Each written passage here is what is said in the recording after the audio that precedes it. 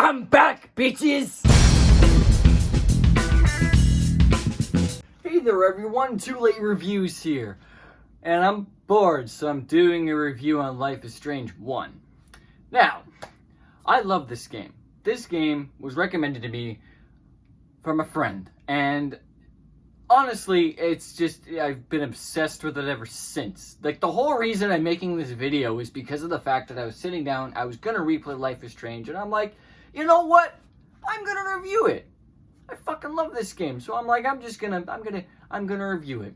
Now, the greatest thing about this game is that the whole thing is about a photography aesthetic. And honestly, that made me inspired to take a few pictures of my own. So, here are some pictures I took.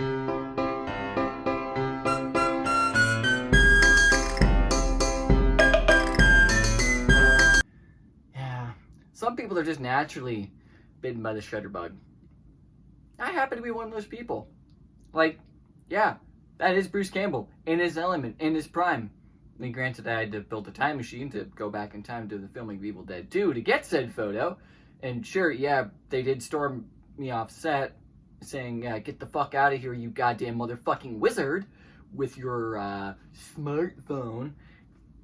Yeah, that wasn't exactly how I wanted that to go.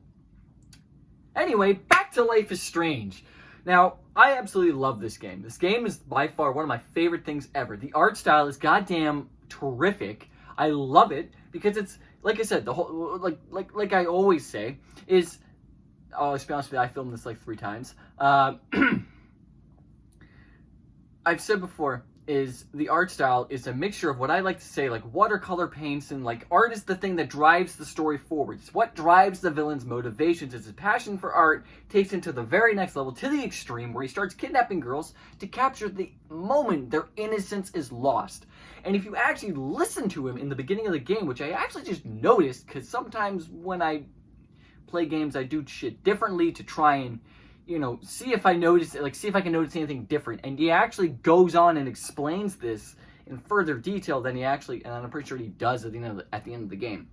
And the cool thing else with the whole time travel in power is that they actually use it to the advantage. Like, one of the things that you can do is you can look in a photo and go to the time that photo was taken.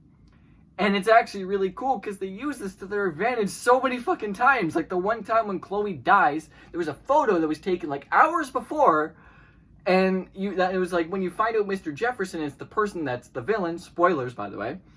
And it's so funny because then you go back in time, you warn Chloe, and you're like, no, we have to, like, I know who did it. We're gonna stay in your place, and we're gonna call the cops. We're gonna let everyone know what the fuck's going on. And everything still goes to shit after that. And it's so funny.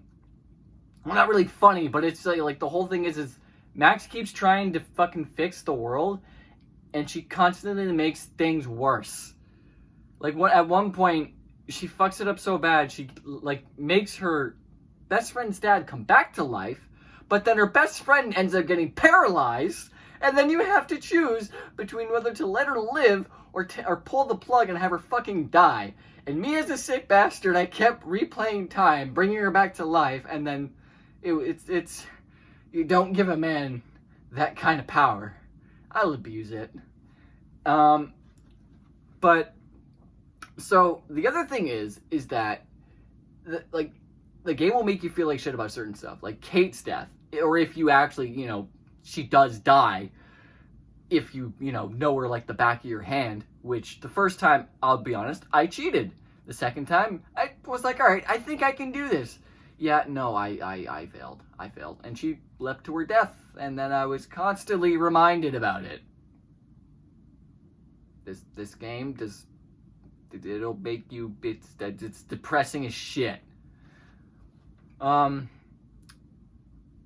yeah. So,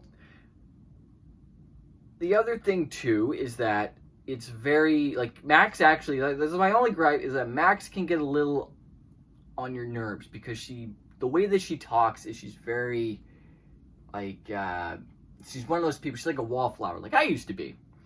And it's it can get on your nerves a couple times, the way that she talks, and it's just like, oh my fucking, like, I remember when my brother was alive and he tried to play it, he couldn't fucking play it because he just didn't like the way that Max sounded. He hated her.